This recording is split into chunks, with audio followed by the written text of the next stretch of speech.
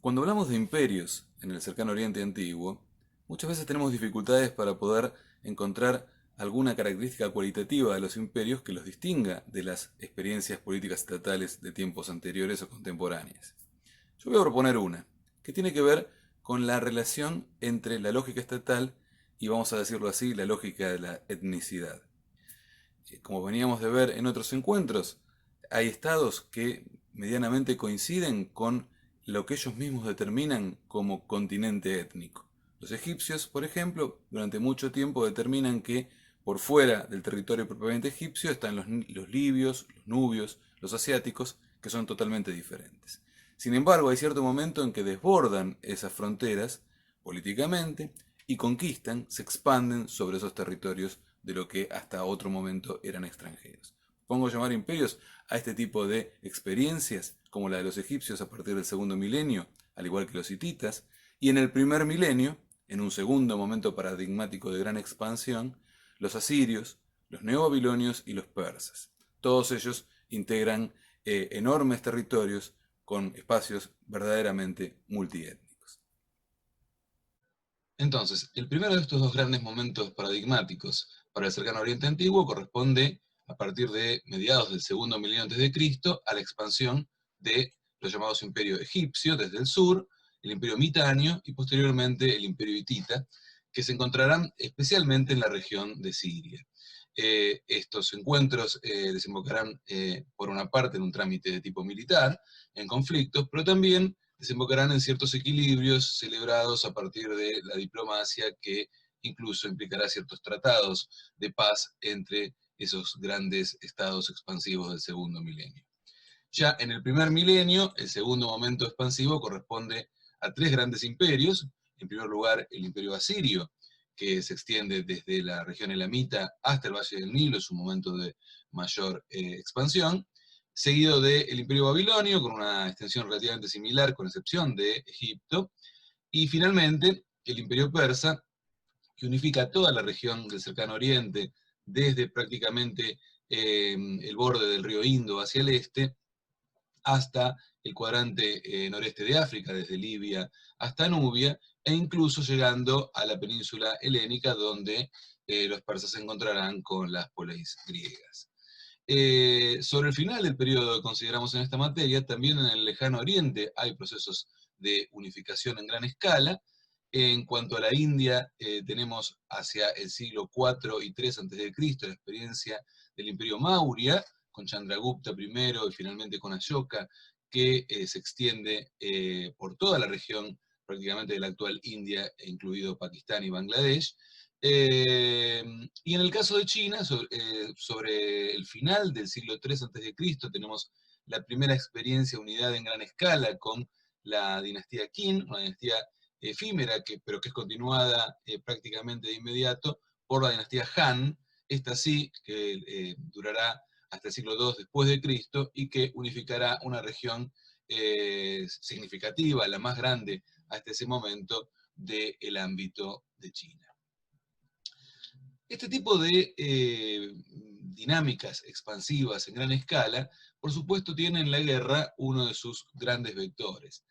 La guerra, en el cercano oriente a partir del segundo milenio antes de Cristo, genera una serie de transformaciones, por lo menos en tres grandes ámbitos. Uno, el propiamente ligado a las técnicas militares, destaco en este sentido la incorporación del carro de guerra en Egipto a partir del bronce tardío, a partir del Reino Nuevo en Egipto, o por ejemplo, fíjense aquí, estas máquinas de guerra, de asedio, que los asirios emplean en el ataque a ciertos recintos fortificados.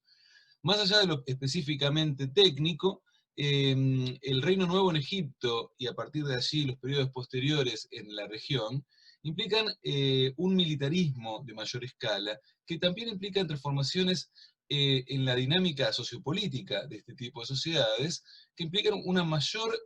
dimensión del elemento militar en la constitución de las élites. De hecho, los monarcas egipcios de la dinastía 19 proceden del ámbito militar y para tomar estas mismas imágenes, los asirios se definen muy fuertemente a partir de la dimensión guerrera del monarca. En relación con esto, las expansiones, por supuesto, tienen un objetivo en el tributo que obtienen de las regiones conquistadas, pero también una caracterización del liderazgo estatal en términos de liderazgo militar, lo cual implica que la guerra es en sí misma una práctica que ha de llevarse a cabo para confirmar, para legitimar la posición del monarca en este tipo de estados tan expansivos. Por supuesto, la guerra no está sola, y hay una diversidad de formas de llegar a acuerdos entre las distintas sociedades que quedan articuladas a partir de esta dimensión del conflicto y la expansión. Por una parte, hay una gran variedad de cartas en donde podemos encontrar, por un lado, cartas entre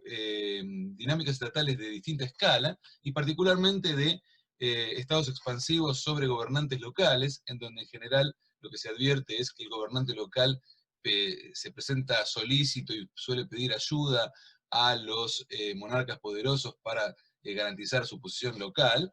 y otro tipo de cartas entre